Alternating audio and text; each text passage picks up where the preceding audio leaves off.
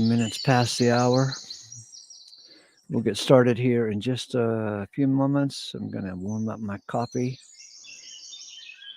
It's 25 degrees outside with a high of 37 degrees coming later on today.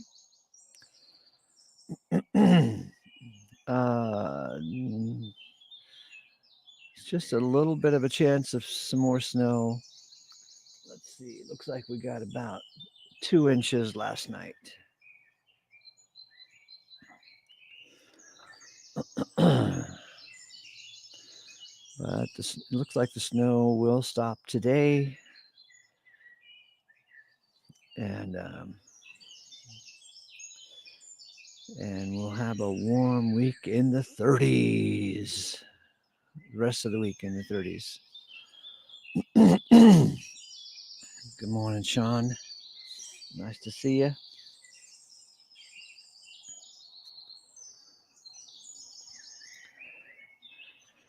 We're going to read Brother Alan Burns' article from 1917 or maybe 1918.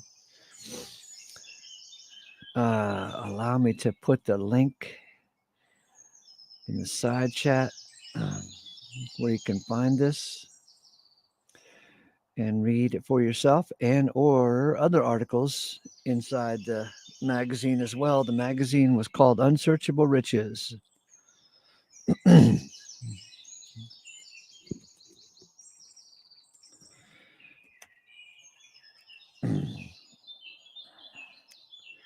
There you go. So there's where the article is found.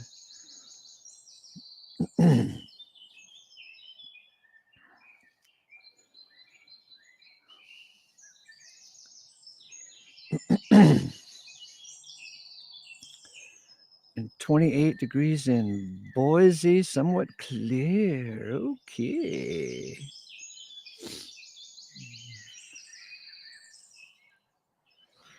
All right, I'll be right back and we'll get started.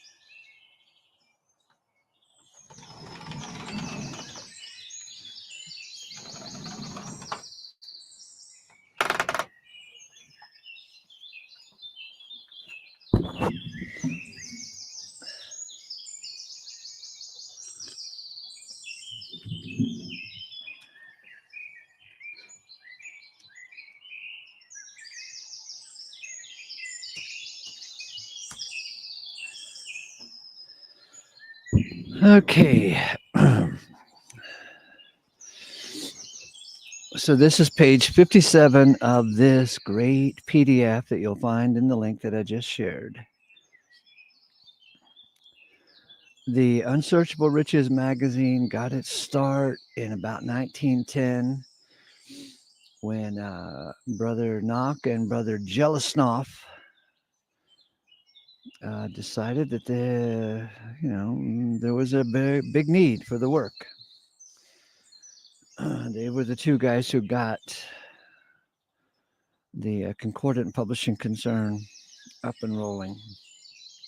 Mr. Jelisnoff died an early death, and Knock took over. I think you could say that Jelisnoff was like, Vladimir Jelisnoff was like the ringleader, the greater motivator of getting things rolling. And he went to repose a little early. We'll see him though in that great day. So let me get this adjusted on the screen so that you can see it as well. So this is one PDF. It's hosted on the cloud, so it's not on my computer, so I can't go to the trouble of making my typical underlines and call outs with my graphic tools because I don't have any for the cloud. So we'll just have to read it and make our way through this article with the tools we have, which is just the text itself. You get me? The genesis of evil. To understand,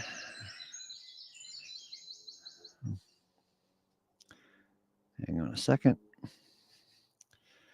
To understand the genesis of evil is halfway towards understanding its exodus.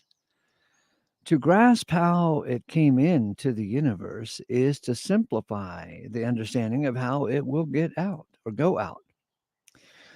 There is obviously a logical relationship between its incoming and its outgoing. For naturally, the rationale of its departure from creation, it will be to reverse its entrance. In chemistry, the work of analysis is the necessary prelude to the process of synthesis. By reducing a substance into its several chemical elements in their exact proportions, the method of composing that substance is revealed. Synthetic chemistry is the reversal of analytic experiments. Such statements are nothing more than scientific platitudes, but simple as they are, they will explain what we mean by saying that the exodus of sin is the reversal of its genesis. Spiritual chemistry, in its analysis of sin, finds it to flow from the divine absence And in its synthesis, determines that its departure is consistent upon divine presence. Well, that's worth reading again. Spiritual chemistry. Did you ever know that there was something called spiritual chemistry? Spiritual chemistry, in its analysis of sin, finds it to flow from divine absence, and in its synthesis determines that its departure is consequence upon divine presence. All right, we got that clear? Sin comes from divine absence, and sin's exit is marked by divine presence. Absence, presence. Okay. Hot dog.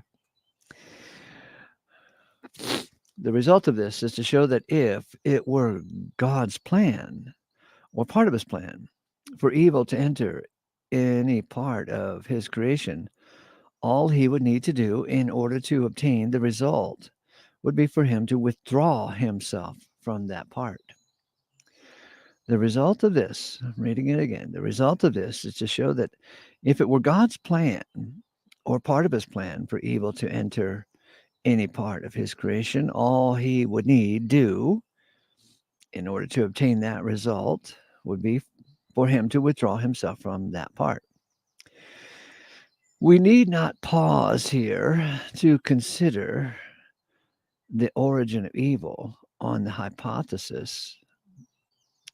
We need not pause here to consider the origin of evil on the hypothesis of creation out of nothing. It may be that the naturalness of such a creation would be considered sufficient grounds for the production of sin.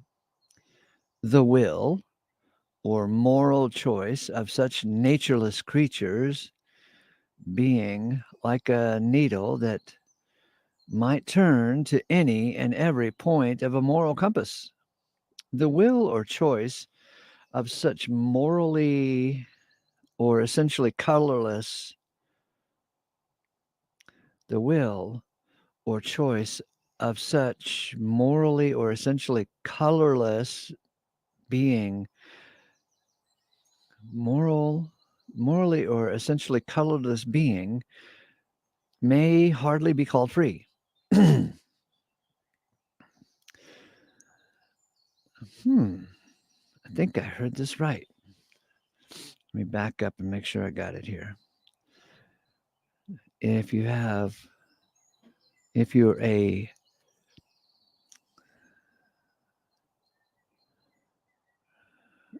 moralless, colorless needle, you cannot be called free. Okay, let's try it again.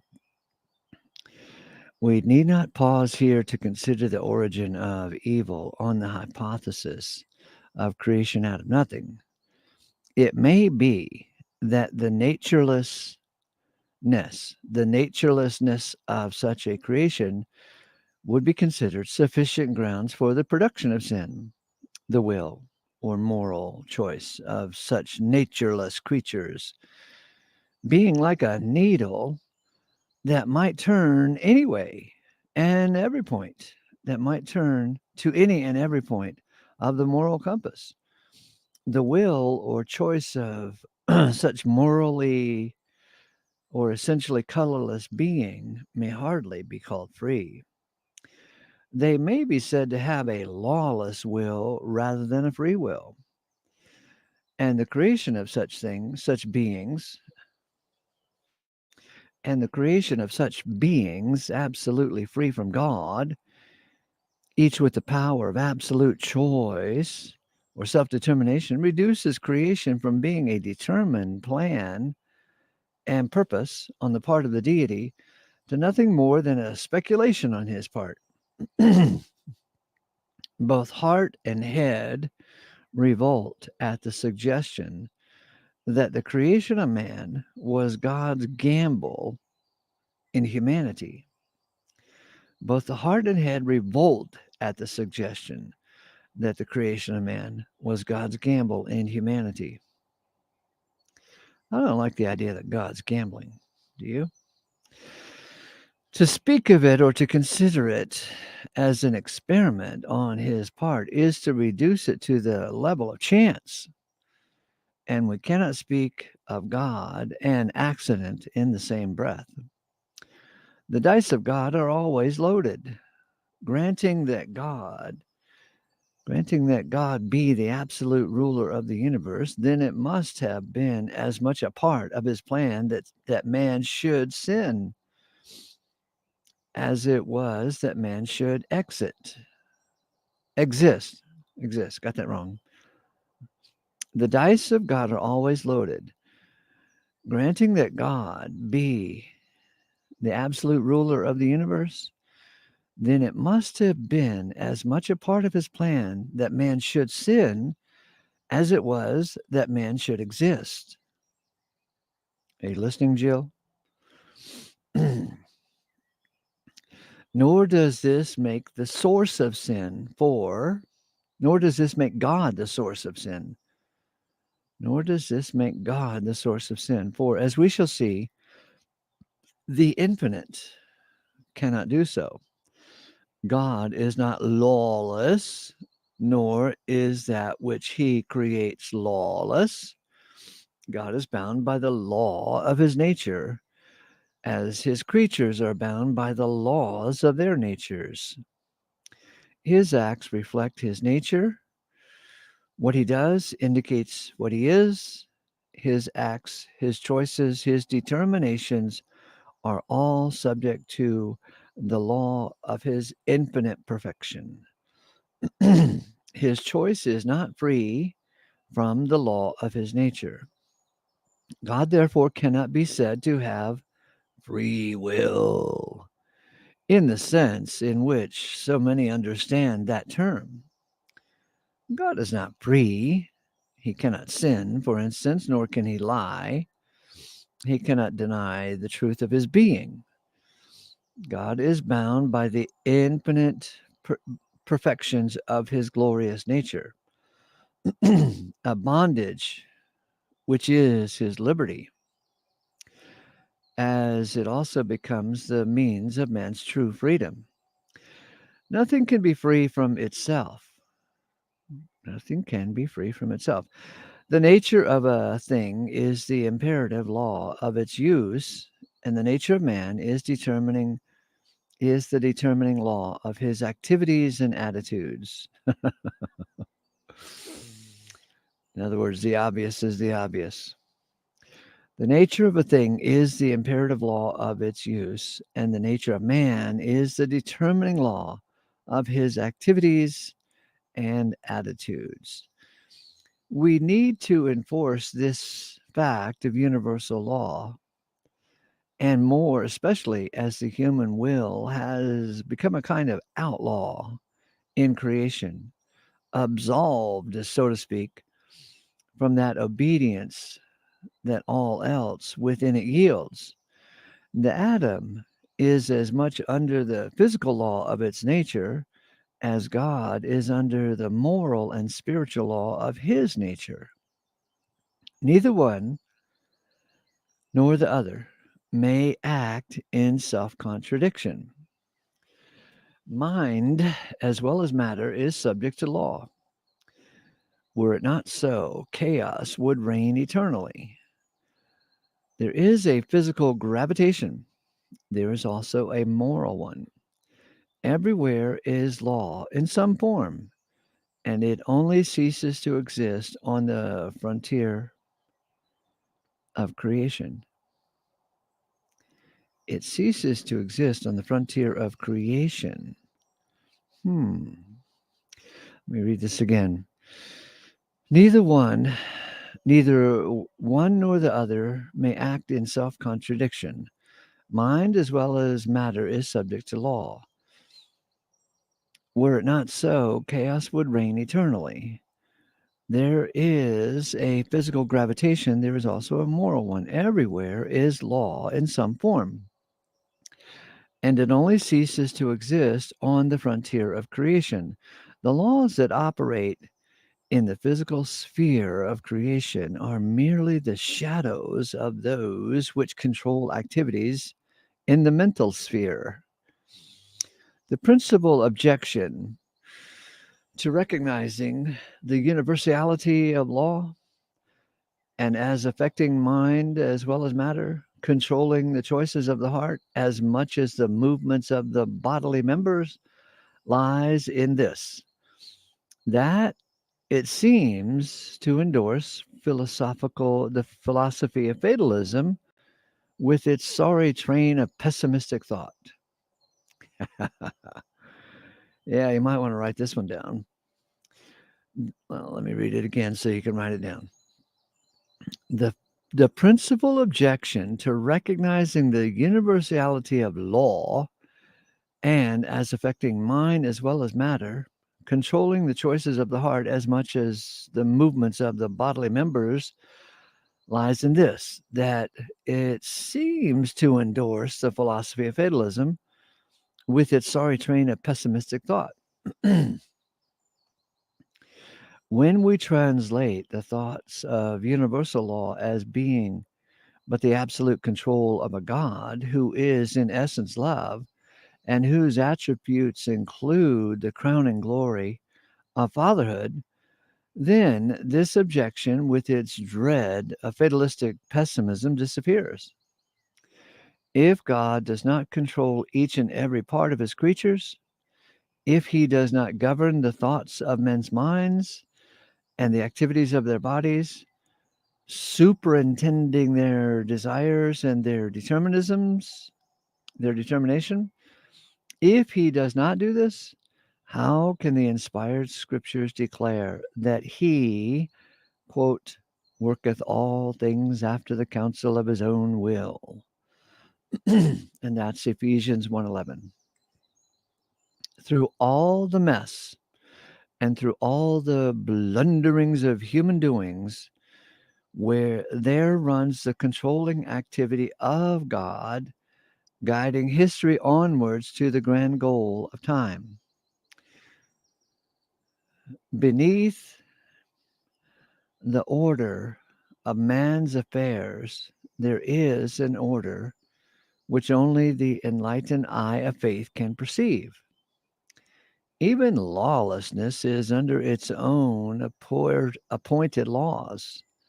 And from one point of view, we may make the certain claim that the universe of the God who is himself under law, the law of his own perfect nature, there is no such thing as a bandit force or element.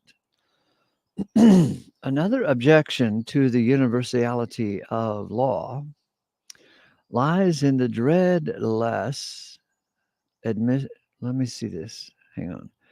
Another objection to the universality of law lies in the dread lest its admission seem to charge God with responsibility for sin, and lest the Holy One be made to appear as if he were the fountain of all uncleanness. Now, remember, this was written in 1917, and they had a better grasp of vocabulary and sentence structure and the art of making complete thoughts, even if it's a run-on sentence.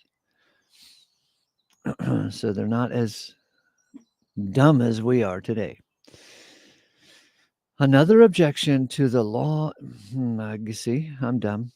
Another objection to the universality of law lies in the dread lest the admission seem to charge God with responsibility for sin, and lest the Holy One be made to appear as if he were the fountain of all uncleanness. Now, God is well able to take care of his own character. He needs no aid from any human apologist. The God of the Scriptures, we could have said, needs no defense. The God of the creeds, the God of the creeds needs all of the apologies which men have written and uttered and more. Hey, Jill, the next time you go over to Praise I Am's channel, take this quote with you. Because Praise I Am claims to be an apologist. And he's got apologists on his channel all the time. Okay, ready? I'll write it down. I'll read it again for you. The God of the Scriptures, we should have said, the God of the Scriptures, we should have said, needs no defense. The God of the creeds needs all of the apologies which men have written and uttered and more. Let us take the impression which prevails in the average pew, church pew, that by some means or other, sin entered the universe against the divine will. Man, isn't that what they teach? And that's disgusting once you really grasp the truth. Let us take the impression which prevails in the average church pew that by some means or other, sin entered the universe against the divine will. The logic of the situation is this, that if sin could enter contrary to the divine will, how may we know that it may not continue there, whether God will it or not? Are you listening, Jill? Let us take the impression which prevails in the average church pew that by some means or other, sin entered the universe against the divine will. The logic of the situation is this: if sin could enter contrary to the divine will, how may we know that it may not continue there, whether God will it or not? God, that's a really great question. Of course, the average pew holder is at least consistent in this, for he believes in a God who is too weak to keep sin out of his creation. He also believes that this God is too weak to put it out thereafter. He consequently apologizes, like an apologist. He consequently apologizes for the presence of sin by finding its source in the lawlessness, or as he calls it erroneously, the freedom of the human will. The God of theology is a well-meaning, good-intentioned weakling, whose intentions, however amiable, cannot, in every case, be carried into effect, and whose universe is a rickety affair, subject to accidents of every kind. The salvation which theology offers is based on the principle that man must do the best he can, and that the God of that theology is one who can but do the same. God's trying to do the best he can. The God of the Scriptures, what a different being we now contemplate. The all-ruler, the God whose goal in creation is nothing less than himself, the God from whose mighty grip the smallest atom in the universe cannot exempt, who holds all things safely in the hollow of his hand. The dilemma which puzzles the orthodox thinker is this: given such a God and allowing endless future torment to be a fact, surely, if God be love, the entrance of sin could not have been his deliberate intention. But if it was not his intention, the alternative is that sin got in spite of his intention. Obviously, if one could rescue any fragment of thought of a God of love from the wreckage of such theology, it can only be done through sacrificing some of the conception of his power. And the only way to keep endless sin in the universe, in spite of what God is for us to conceive of its coming into the universe as having been in spite of him 2. Such well-meant apologies are simply so many slanders of the Almighty. When we learn that the scriptural truth that sin will go out of creation when God wills it, we also learn the fact that apart from his will, it could never have entered therein. When we learn the scriptural truth that sin will go out of creation when God wills it, we also learn the fact that apart from his will, it could have never entered therein. If the reign of law be universal and all-inclusive, then Adam, even before his fall, cannot have been free, as some imagine, as God himself is not free from the laws of his being and nature. So neither was man free from his own peculiar laws. Neither God nor Adam was lawless, and as the choices of the Creator were not lawless, so neither is the choices of the creation or the creature. Neither God nor Adam was lawless, and as the choices of the Creator were not lawless, so neither were the choices of the creature. This application of law to the will of Adam,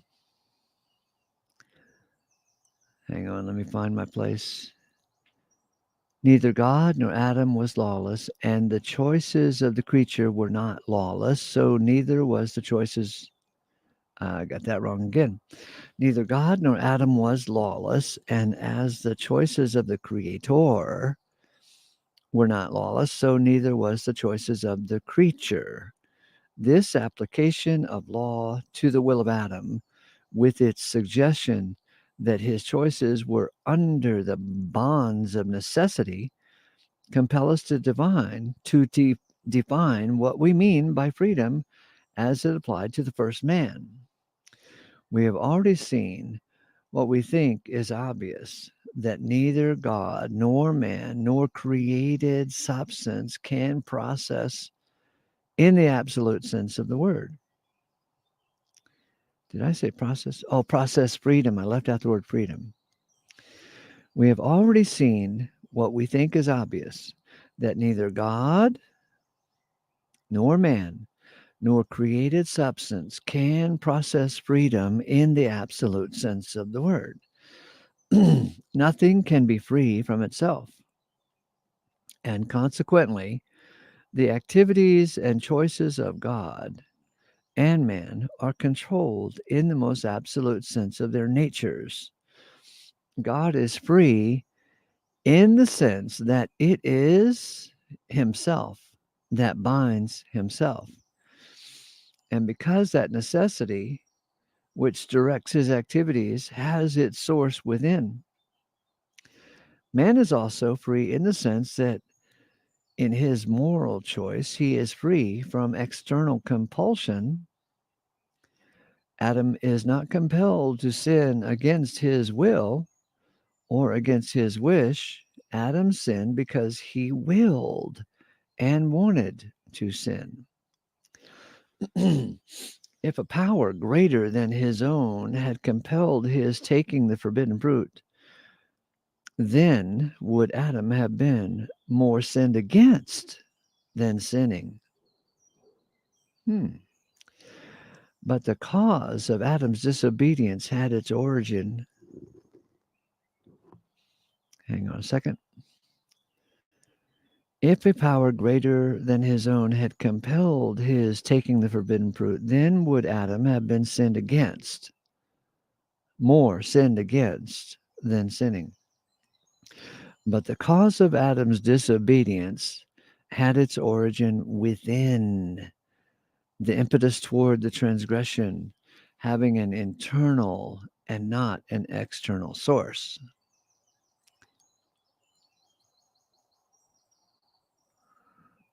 It is because of the fact that Adam was thus bound by Adam.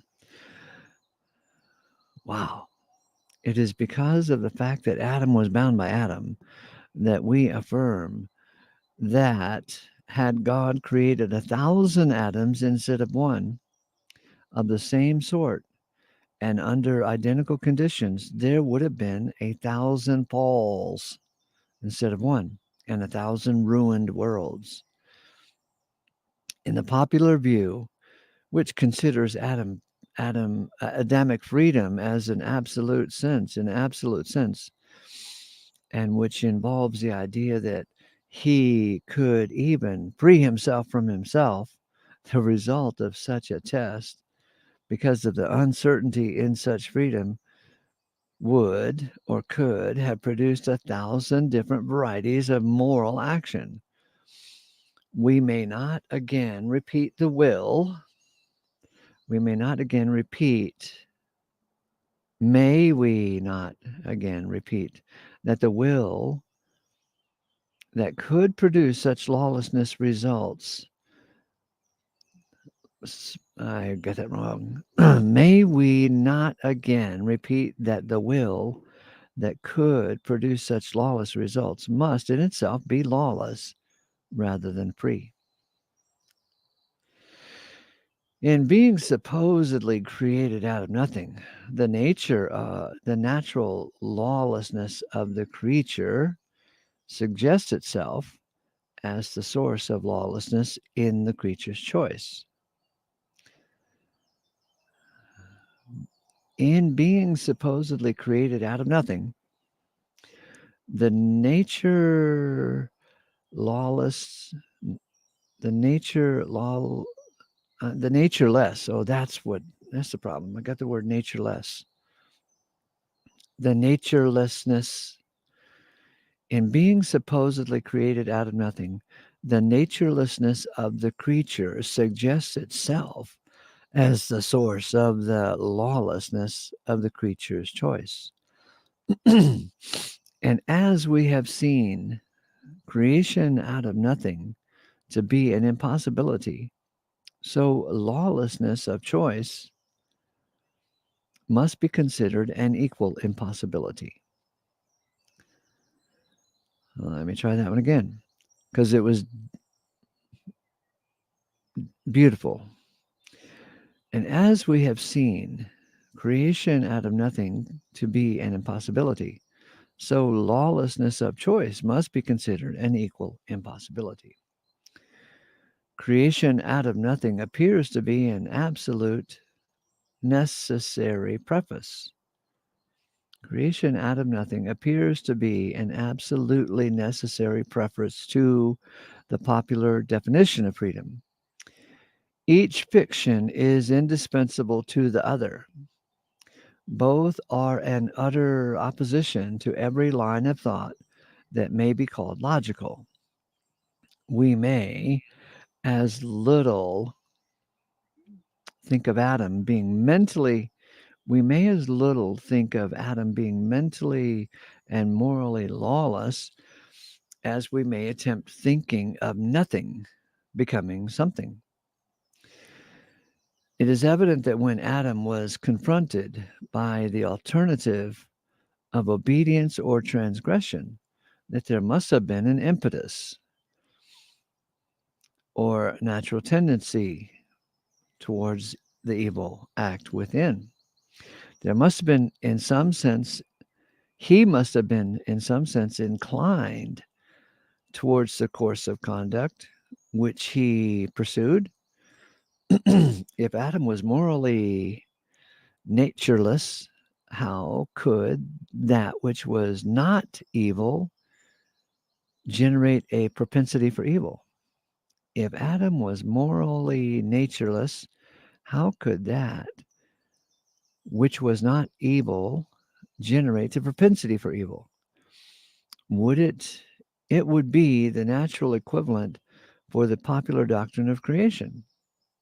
Again, if he was naturally disposed to the right, inclined towards the good, Whence could come the impetus towards denying himself? Wow. Remember Paul, I think in Romans 7, says that the flesh cannot please God, and neither is it able. It's not even able to please God. And here we have the Christian theologians and the Christian apologists and the Baptist preachers all saying, you must please God. Go ahead, try a little harder. You've got it within you. But Paul says that the flesh cannot please God, and neither is it able. And here, Brother Alan Burns from 1917 says, if Adam was morally natureless, how could that which was not evil generate a propensity for evil? If Adam was morally natureless, how could that which was not evil generate a propensity for evil? It would be the natural equivalent for the popular doctrine of creation. It would be the natural equivalent for the popular doctrine of creation. Hi, Maria. Nice to see you. And if he, Adam, was naturally disposed to the right, inclined toward good, whence would come the impetus toward denying himself? The theologies flounder amongst these difficulties, which all flow from the false alphabet of creation. The problem of evil, as it presents itself to the believer in creation out of spirit, is this: how could that which is in essence good become evil? Wow, what a hell of a question that is.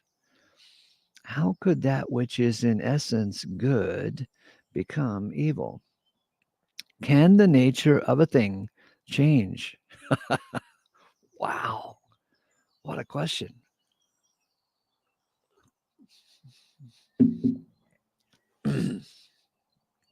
Can the nature of a thing change? Can that which acts in one direction today act in an opposite direction tomorrow? If spirit, in essence, be good, how could it ever become evil? If righteousness, however, could sin, if righteous, oh, let me get that right. If spirit, in essence, it be good, how could it ever become evil? If spirit, in essence, is righteous, how could it sin? This, however, is a problem only in name, for the world of nature and of humanity supplies us with 1,000 answers. The nature of a thing is not independent of its conditions.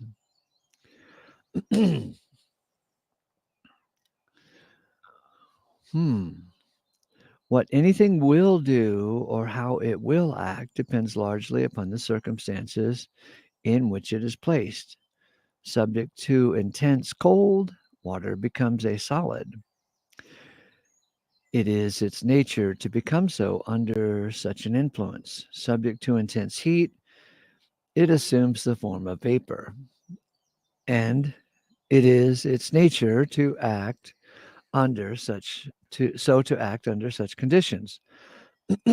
Its nature changes, its essence never does. As a solid under the influence of cold, water becomes heavy and sinks.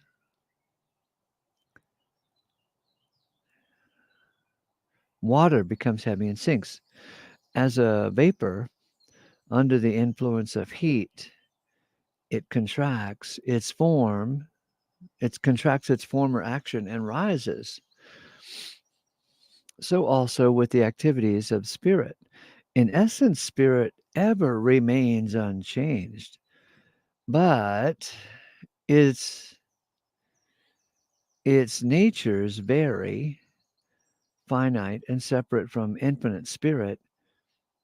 It is its nature to sin, to err, to fall, ununited. Got to get this right. Hang on. Sorry, this is Again, this is the writings from 1917. It's a little bit more complicated than I'm used to. Its nature never changes its essence. As a solid, under the influence of cold, water becomes heavy. That's why ice floats, right? Water becomes heavy and sinks as a vapor under the influence of heat. Water contradicts its former action and rises. So also the activities of spirit. In essence, spirit ever remains unchanged, but its natures vary. Finite and separate from infinite spirit is its nature to sin, to err, to fall. United to infinite spirit, it becomes its nature to reflect the perfections of its source in goodness and truth and love. In the conditions of separateness, the creature must sin. And when in conditions of union, he cannot sin. Wow. In the condition of separateness, the creature must sin. Man, in the condition of separateness, the creature must sin. And when the condition of union, when in the condition of union, a fellow cannot sin. The universe, out of God, comes under the disintegrating laws of its condition and must collapse in physical and moral chaos. The universe in God cannot degrade or deteriorate. The law of its condition forbids that possibility. Let us again resort to God's great picture book to find an illustration of what we mean. Take yonder rose that charms us with its blushing glory. Its petals bloom, and its perfume is bestowed because the perfect bloom is in organic union with its hidden parent root. As long as it continues in such unity, so long will it continue to bloom. So long as the root sends up the juices of life to the blossom above, so long as that blossom retains its wondrous beauty.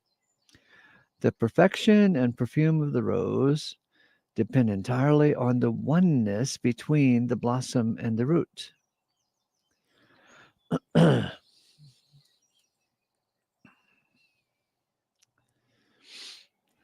perfection and perfume of the rose depend entirely upon the oneness between the blossom and the root.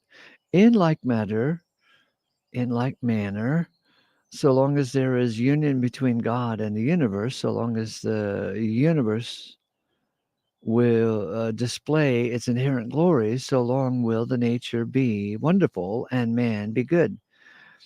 The perfection and the righteousness of creation depend upon the unity between it and the infinite root. Let us resort to the picture book again. There comes a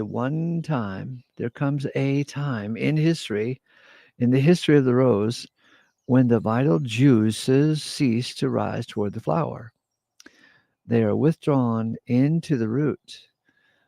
As the flow of life decreases, so also does the beauty of the blossom drop and fade, until finally the flow has entirely ceased and the petals fall asunder, shriveled and dead. In the union with the root, the flower must bloom. Severed from the imperative of life and beauty is exchanged for the imperative of death. The lesson is of its experience to the rose. But, let me see, I got that wrong. There's a rose. Thank you, Cryptomeria.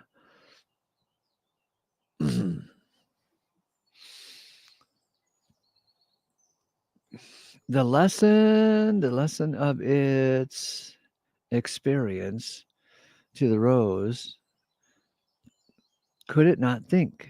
could it not but think, but surely to note the vital fact that the root was the source and sustenance of all its fairness, indispensable and imperative.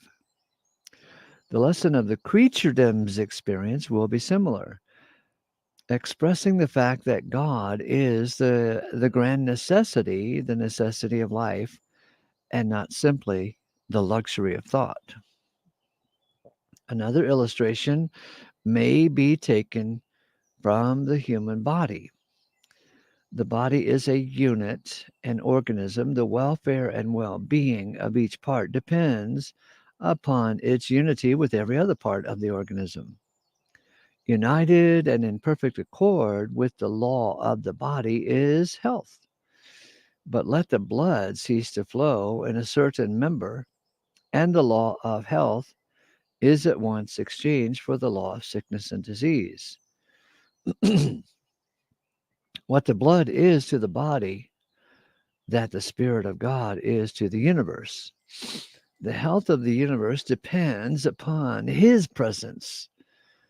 The world is sick because of His absence, and it will continue to in lessening degrees of ill health until the time when God becomes all in all and the organic unity of the universe is restored. Wow. Just one more illustration. A pool of water left to itself becomes, a pool of water left to itself comes under the law of the conditions inherent within it.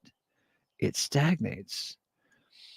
That is what humanity did when left to itself. It stagnated. The cure, of course, is through the river of living water flowing into it. Then, united with the higher springs, it becomes renewed and healed. Each human being is like a little pool of spirit, morally cut off from the unity with the reservoir of the deity. It is only when the life of God again flows into humanity that the stench of the human sin will disappear. So far as we have determined, so far we have determined that the term freedom, are you listening, William Friedman? So far we have determined that the term freedom must not be interpreted as lawlessness, but rather that with men and angels, freedom is but a relative term implying the absence of external constraint or compulsion. What they choose was their choosing, not another's. What they did was their doing, not another's.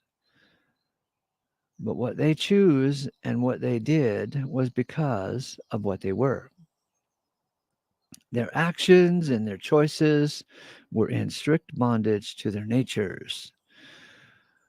Though spirit born physically, they were severed from their source, and their nature was determined by that condition of separation. God allows the creatures to sin. He did not compel them. God allowed the creature to sin. He did not compel them. Sin was the natural choice of the separate nature. Nope, I got that wrong. Sin was the natural choice of the separated creature. It was not forced upon him. And if sin thus entered, we have seen that its entrance into the universe must be the deliberate intention of the deity.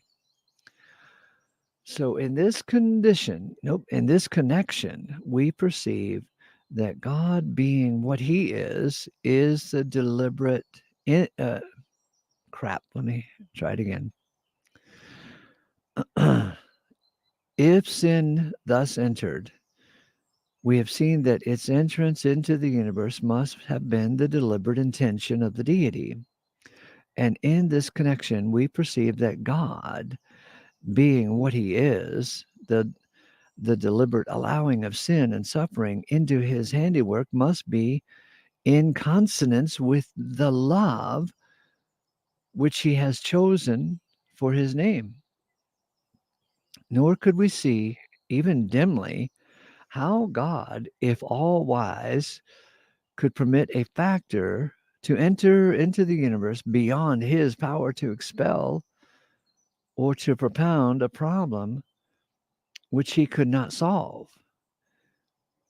It was not through some unfortunate chance. It was not through some unfortunate chance that Adam fell, nor will it be through some lucky accident that he will be saved. In parenthesis, we might remark that theologians may talk as they like about the first chance and the second chance, but where they say chance, we are compelled to say certainty. Wow. Separate from God, man is certain of damnation. Gulp. United to God, man is certain of salvation. Where man was given a second chance of being saved on the grounds of his separate responsibility, it would inevitably prove the second certainty of his damning. Man, that's complicated a little bit, but it's powerful a lot. It's complicated a little bit, it's powerful a lot. Let me read it again. United to God, man is certain of salvation. Separate from God, man is certain of damnation. Okay, so were man given a so called second chance of being saved on the grounds of his separate responsibility, it would inevitably prove the second certainty of his damnation of himself. A million chances under the same condition would only be a million certainties of the same result. Wow. I'd say the Christian boys haven't thought this thing out. A million chances under the same circumstances would only be a million certainties of the same result. When God created man, we may therefore say that he did not merely foresee the possibility of sin, but he foreknew its certainty, and that the certainty of its entrance into the world through his withdrawal of his spirit was no greater than its disappearance and its eradication when he, God, makes the universe the temple in which he dwells.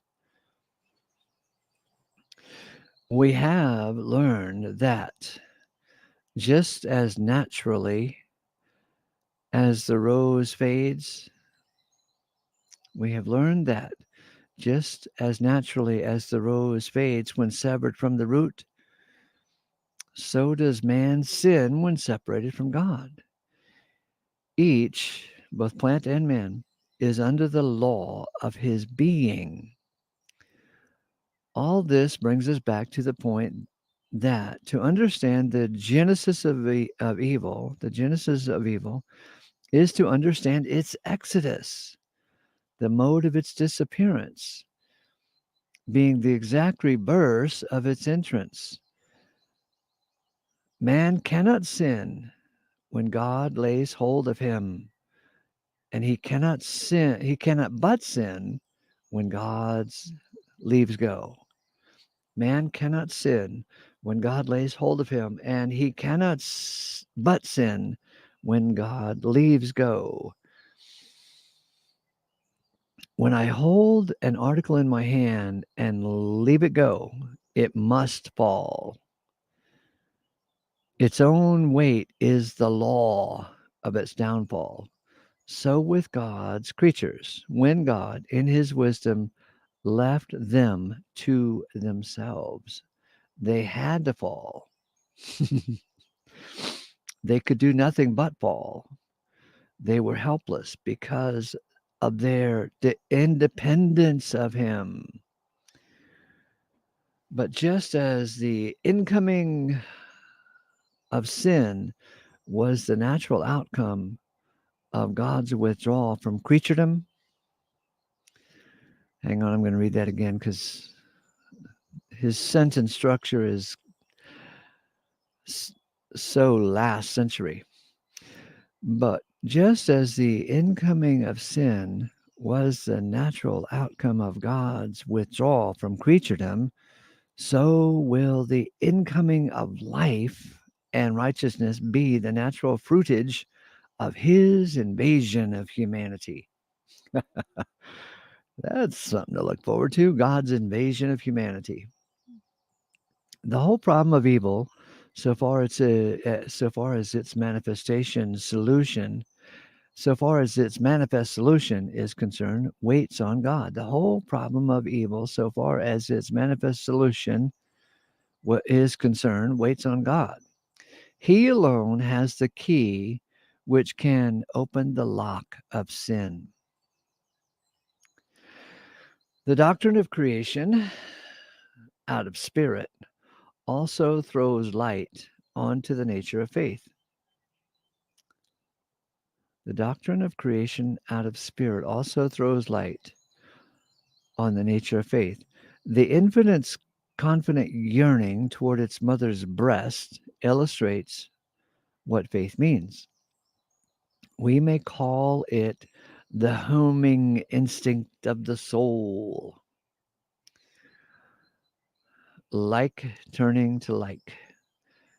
Infinite spirit asserting its relationship to infinite spirit. Similarly, of essence, similarity of essence expressing itself in identification.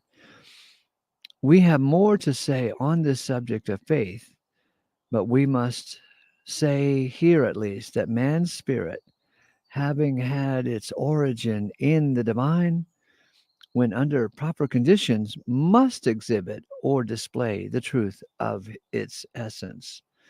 When water comes under the influence of the sun's intense heat, it necessarily assumes a different form, floating upwards in vapor towards the heavenly attraction.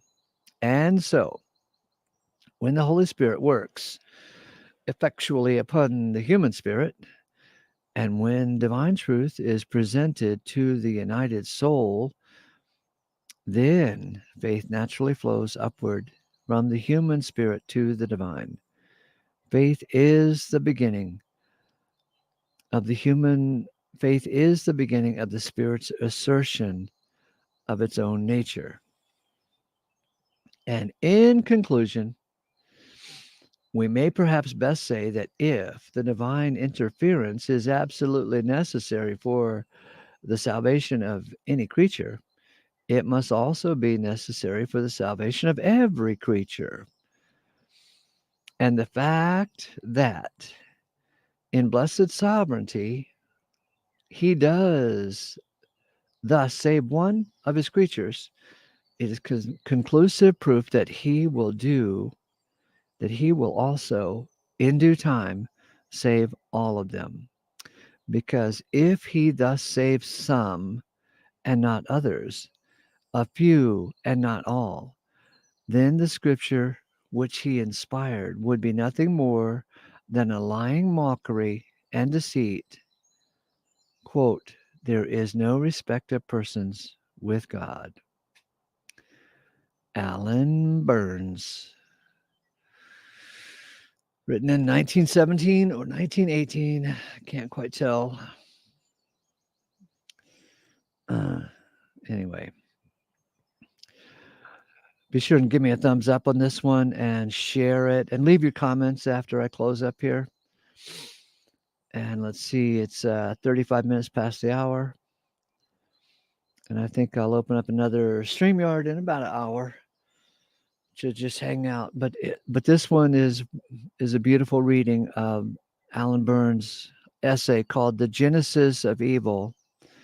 Share this with everybody who's the least been interested in the problem of evil and the judgments of God, and everybody who's interested in understanding God's purpose and plan. And I look forward to seeing your comments after the show in the comment section. Thumbs up, please. Grace to you. Bye for now.